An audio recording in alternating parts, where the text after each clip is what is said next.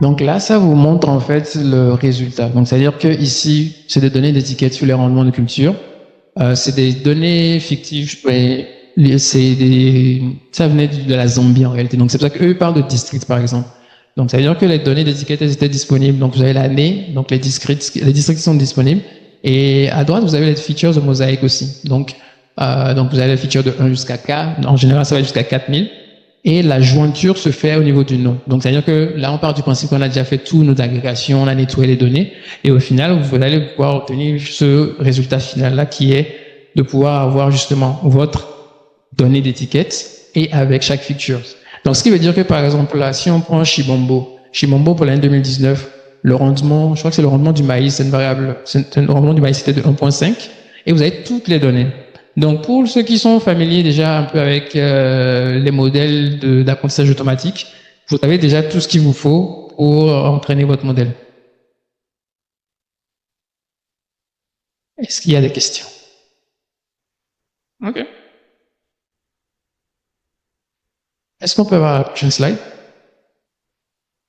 Donc là, on va parler maintenant de l'entraînement des modèles. Donc, on a vu les X, on a vu les Y, et maintenant, comment est-ce que le modèle apprend? Et pour faire l'apprentissage, on utilise des modèles de machine learning, ou apprentissage automatique en français. Donc l'apprentissage automatique, c'est un champ d'étude de l'intelligence artificielle qui vise à donner aux machines la capacité d'apprendre. Quand on dit apprendre, c'est assez, en fait, à la fois, c'est que vous pouvez penser à un enfant, par exemple. C'est-à-dire qu'un enfant, vous lui montrez des images, non pas vous lui montrez des images. C'est-à-dire que vous voyez plein d'informations et après vous êtes capable de faire des prédictions là-dessus parce que vous avez vu des patterns. L'exemple le plus simple, le plus classique qu'on donne généralement en machine learning, c'est vous montrer des photos de chiens, de chats à une machine et à la fin, elle est capable de prédire un chien ou un chat. Moi, j'aime plutôt un autre exemple, c'est tout le monde a déjà fait.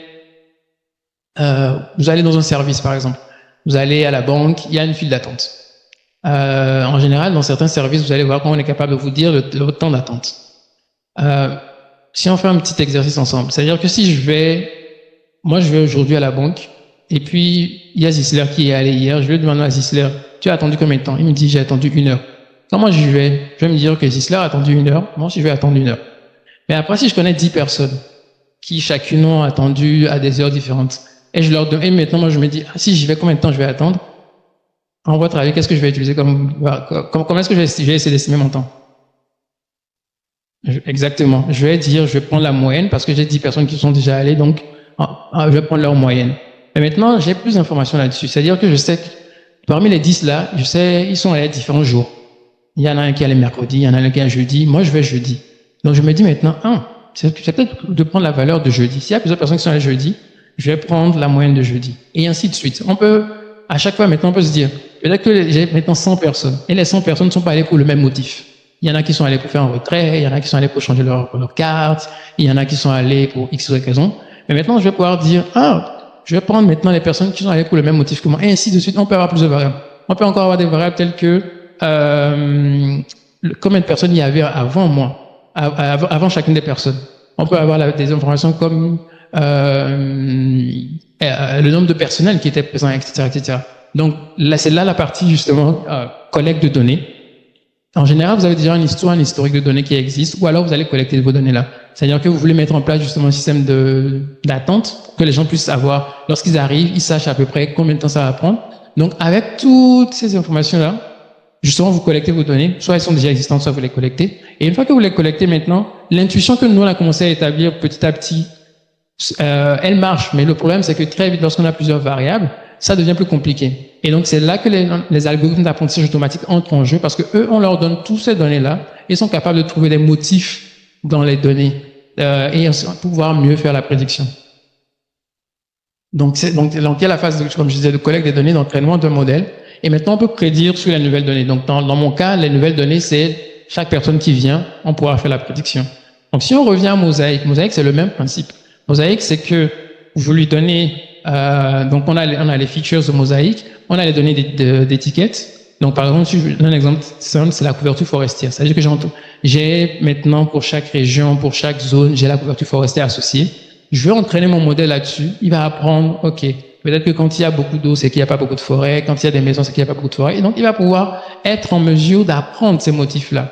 Et un avantage, c'est que si je le fais aujourd'hui soit je peux le faire, je le fais pour l'année 2025. L'année prochaine, par exemple, j'ai pas besoin d'aller sur le terrain encore parce que les images satellitaires, elles seront disponibles. Donc, ça va pouvoir me permettre de prédire justement la couverture forestière pour 2026. Sans avoir besoin d'aller sur le terrain. Au tout début, si vous vous rappelez très bien, nous parlions de la disponibilité des données et justement du coût élevé des recensements, parce que pour faire un recensement, c'est énormément d'argent. Et le problème avec ça, c'est que quand vous faites pas de recensement ou quand il n'y a pas d'enquête, il y a pas de données disponibles. Et pour prendre de bonnes décisions, on a besoin de données. Donc là, avec Mosaic, c'est que vous pouvez entraîner votre modèle une seule fois. Bon, en général, il faut disons une seule fois, vous l'entraînez une seule fois, et après, vous pouvez faire des prédictions. C'est-à-dire que, et c'est comme je disais tout à l'heure, vous avez des performances de 0,6, de 0,8, mais si donc en agriculture, par exemple, je vous donne un exemple concret, le dernier recensement il est en 2024, mais avant 2024, c'était 2012. Donc, ça veut dire qu'en 2012 et 2024, on est un peu dans le noir, si je peux dire ça comme ça. Donc, si avec un modèle comme ça, même si vous avez une performance de 0,6, 0,7, au moins, ça vous donne peut-être une certaine tendance. Et en général, avec les modèles de machine learning, on est capable de faire des diagnostics pour voir où est-ce que ça marche le mieux, où est-ce que ça marche le moins bien.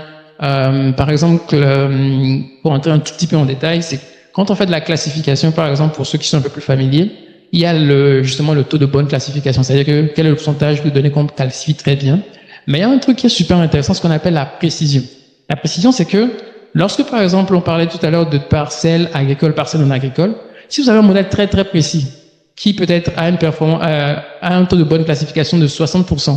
Mais lorsqu'il vous dit, mais qu'il y a une précision de genre 99%, c'est-à-dire que lorsque le modèle va prédire, ici il y a une parcelle agricole, il est sûr de lui à 99%.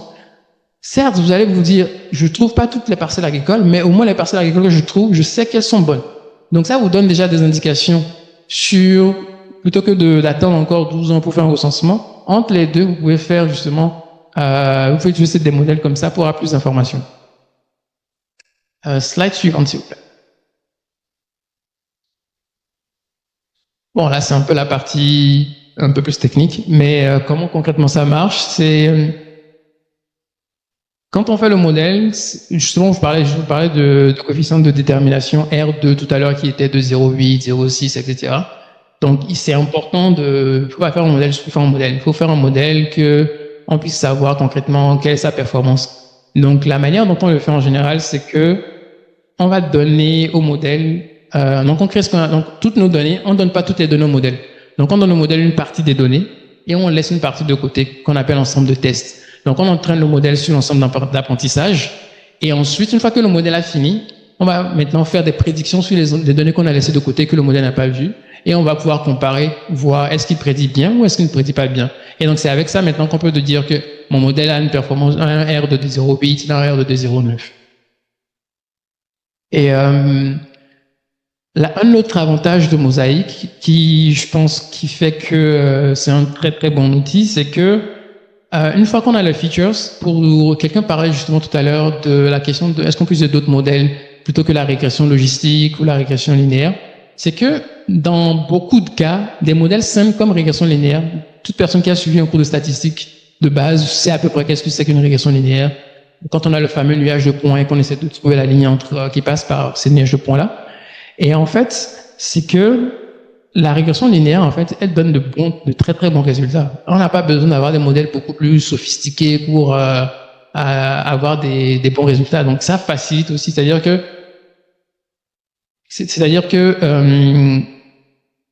tout à l'heure, au tout début, on parlait d'utiliser du deep learning. Le deep learning, c'est beaucoup plus sophistiqué, beaucoup plus compliqué. C'est pas la portée du premier venu. Alors que la régression linéaire, il y a des gens qui utilisent, par exemple, des logiciels comme SPSS, Stata, c'est beaucoup plus simple de faire de ces régressions linéaires. Donc l'avantage aussi, c'est que ça vulgarise aussi l'utilisation des images satellitaires à la portée de tous.